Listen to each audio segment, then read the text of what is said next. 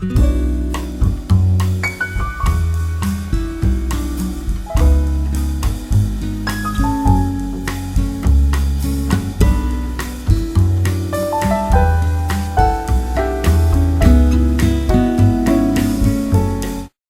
there, everybody.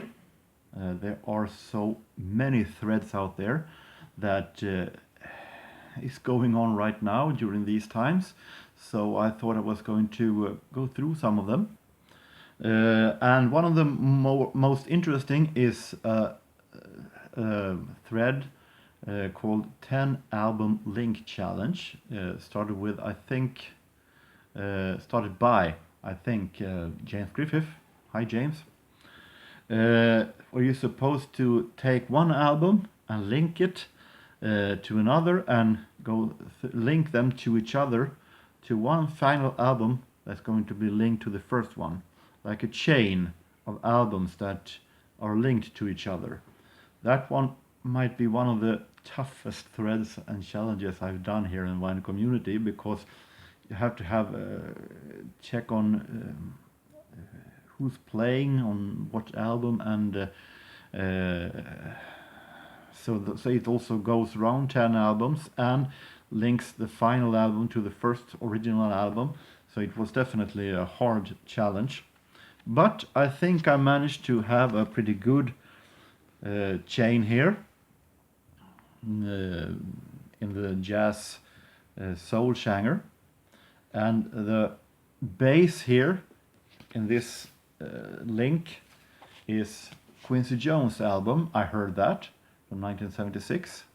Really great album that have a lot of different kind of guest musicians.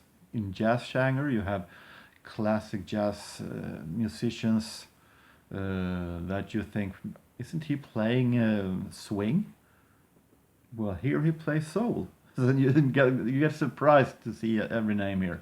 But one of the names that aren't maybe that surprising is on bass. One of the bass players here is Louis Johnson. And Louis Johnson, on this Quincy Jones album, I Heard That. Louis Johnson is also one of the proud members of one of Quincy Jones's proteges, the Brothers Johnsons. And this is the album called Blam. And on this album we have a keyboard player who was, during the 80s was pretty big, David Foster.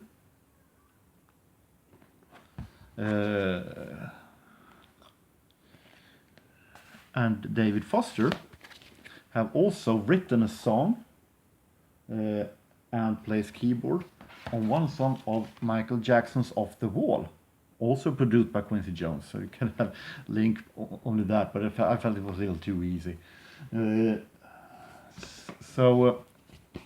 This song, It's the Falling in Love, is written by David Foster, and he also plays keyboards on the song. So David Foster plays on Off the Wall, but he's not the only one who plays on Off the Wall.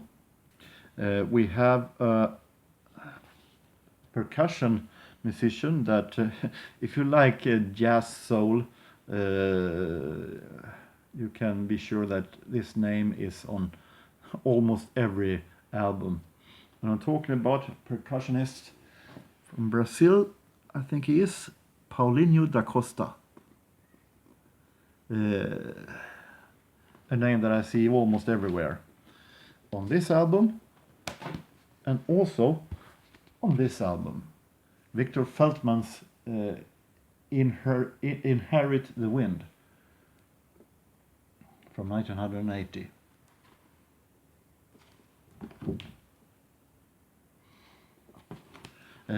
So Paulinho da Costa on percussion on both Off the Wall and this album.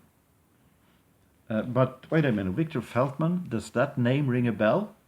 course it does, because Victor Feltman is also one of the proud members of this band, the Crusaders. This is the album Street Life 300S from 1979.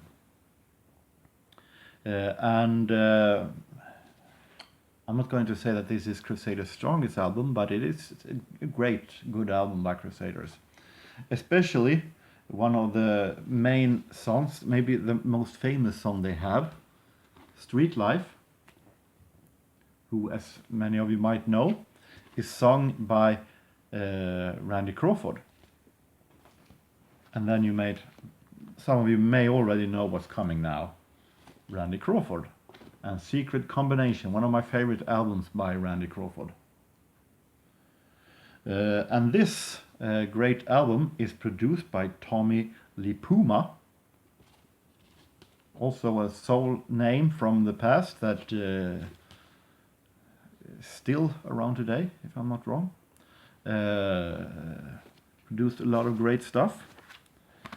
Among others, he produced soundtracks on Anita Baker's Rhythm of Love. Tommy Lipuma, as a soul producer, he's really, really great. He also had a fascination of producing some jazz.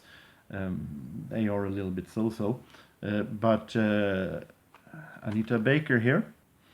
And here we have a little smaller connection, but still a connection.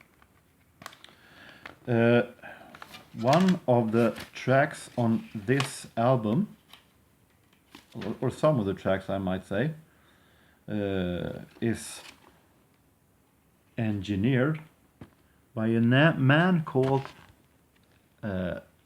Al Smith. It's one of the engineers of this album. And Al Smith has worked with a lot of these names, Tommy Lipuma, because Tommy Lipuma is also producer here on this George Benson's album Tenderly. And the recording engineer here is also Al Smith. So Al Smith, a name I never heard of before this day started, but it is still the connection in between these two. This is George Benson doing jazz standards, singing jazz. And there are some names here. You have McCoy Tyner, you have Al Foster, and you have a drummer named Louis Hayes. And Louis Hayes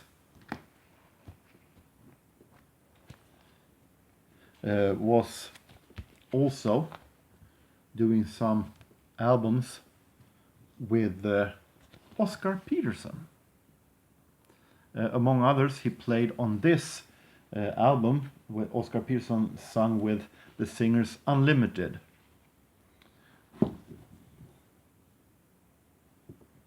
Different spelling for some reason, but still it's the same guy. And you understand now what next connection is. Oscar Peterson, The Night Train, of course. And to close close this, the bass player here is Ray Brown, one of his closest allies, along with Ed Thigpen during his career, Oscar Peterson. And Ray Brown is also one of the bass players on I Heard That, Quincy Jones. So that I managed to get the chain round. From Quincy Jones to Quincy Jones. Every road leads to Quincy Jones, I discovered when I tried to do research. I tried to do another research that made me finally laugh. I thought that, how am I going to go there? I may take Quincy Jones and connect it to Ray Brown,